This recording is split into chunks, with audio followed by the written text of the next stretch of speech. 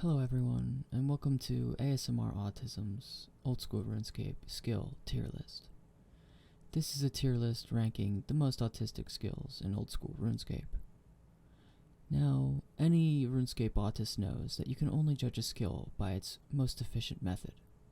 This is known as the EHP, or Efficient Hours Played. That being said, I will be ranking these skills based on a few things. The first consideration is how autistic is the skill to train. The second consideration is how long will you need to train the skill. There will be other considerations, but I will be going more in depth on these during the ranking. Now let's begin with the F tier, as all good tier lists do. The bare bottom skill on this list is, of course, farming. Not only is this nearly a 0-time skill, but there is another aspect of farming that makes it far worse than all others. This hidden aspect could arguably put farming in its own tier below F. That characteristic being that you must stop whatever you're doing to go and plant some trees. Now, any true autist knows that breaking the rhythm and meditation of 3-ticking for hours in a row to run around and plant a tree is no good. This breaks the rhythm. It's detrimental to the autist's mind. Farming does not please the autism. Autists don't like it when things change. Farming makes things change. Now shall we continue with the rest of F-tier skills?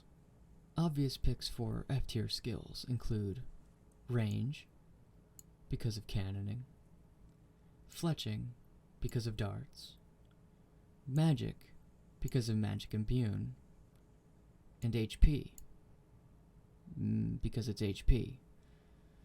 Now again, I would not want anyone to forget that autists only do the most efficient methods. You may say that there's other fun methods, but if it's not EHP, then in the autist's mind, it doesn't exist. Now moving on to E tier, we have Hunter.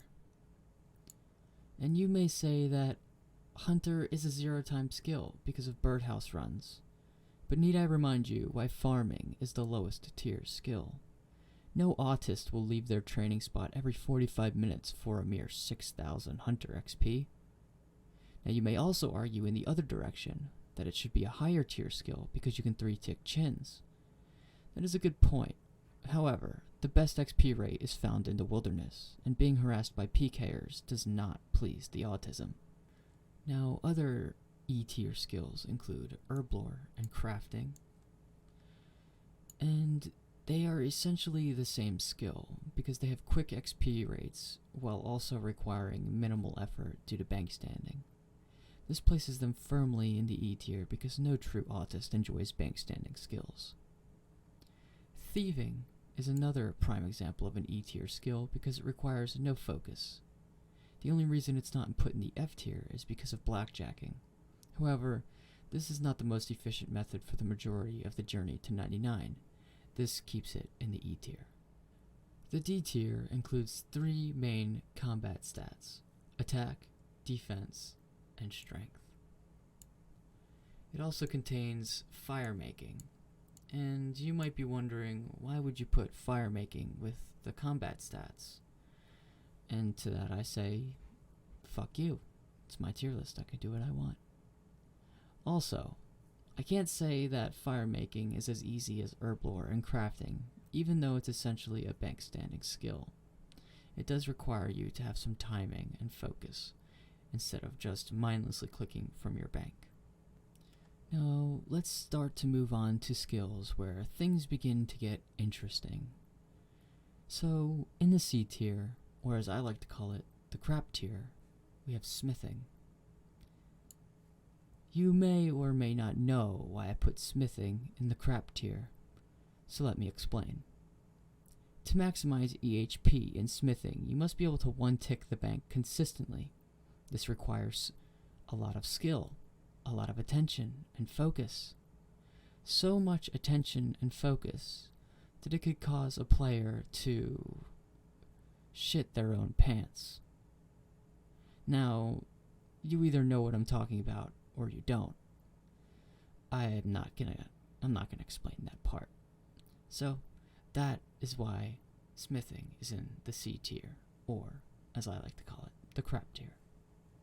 So, let's leave the C tier alone with just that one. Okay, moving on to the B tier, we have construction, prayer, and cooking. Now, all of these skills are extremely autistic if you intend on getting the maximum EHP. The only thing holding these skills back from the S tier is that their XP rates are far too high. You may only have to train them for 10 hours to get 99. That is why these truly difficult performance skills remain in the B tier. Now, let's go to the A tier. First off, in the A tier, we have agility. Now, I'm not really talking about the rooftop agility that many people are familiar with. What I'm referring to when I talk about agility is the Brimhaven course and the new Sepulcher. Now, both of these require much more attention and a lot more skill to receive the EHP. Now, you might be thinking, the Brimhaven course isn't hard and it doesn't take a lot of focus. But if you think the Brimhaven course is easy, then chances are you're actually doing it wrong. Anyway, moving on, we have fishing and woodcutting, also in the A tier.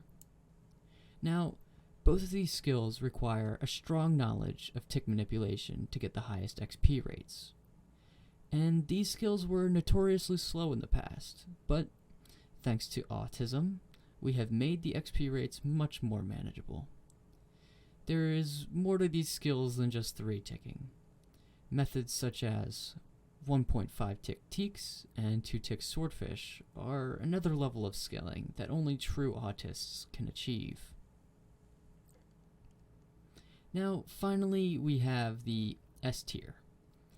And leading off in the S tier, we actually have Slayer. And this might come as a surprise to many, because many people that are not autistic really enjoy Slayer. But I would say that true EHP Slayer encapsulates so many different aspects of the game and requires so much time to master that most of the average players wouldn't even recognize the skill when it's done. You have to have efficient bank setup, knowing exactly what items are needed for every task, and that's harder than it sounds. And if you don't know what I'm talking about, then watch a high-level player efficiently do Slayer. It's not the same Slayer you are familiar with. You would not recognize it. You wouldn't even be able to follow the majority of the moves that they're making. So, that's why Slayer is an S-tier skill. Now, next we have mining. And mining is ranked second because of one skilling method in particular. That method is 3-tick 4G, or 3-tick 4 granite. And this is easily one of the most difficult skilling methods to master in the game because of how precise your mouse movements need to be. The XP rates are also lacking and leave much to be desired. If you want to know what it takes to get 200 mil mining first, I recommend looking at Acid Soul's YouTube channel and hearing him talk about his journey to 200 mil mining. This is the true face of what autism looks like in RuneScape. Now, finally, we have what I believe everyone knew was coming, and that is, of course, rune crafting, the ultimate autist skill. Now, EHP in this skill requires runners. This is the ultimate challenge for an autist because it requires communication and possibly even making friends with people. Of course, the alternate is solo lava rune crafting, and that is essentially smithing on steroids, while also having a much slower XP rate. That combination together makes rune crafting the most autistic skill. Now again, I would like to point you to some of the high-level skillers in this game, such as Link's Titan, and you can check out his channel to watch his videos while he was doing lava rune crafting, and you'll see what I'm talking about when I say that this is the most autistic skill in the game. That being said, I hope everyone enjoyed the tier list and can maybe learn a thing or two from the autist, and possibly even thank an autist one day for at least making these notoriously slow methods such as woodcutting and fishing and mining faster for us all so that we could all max our accounts. That's it for me. I will talk to you guys later.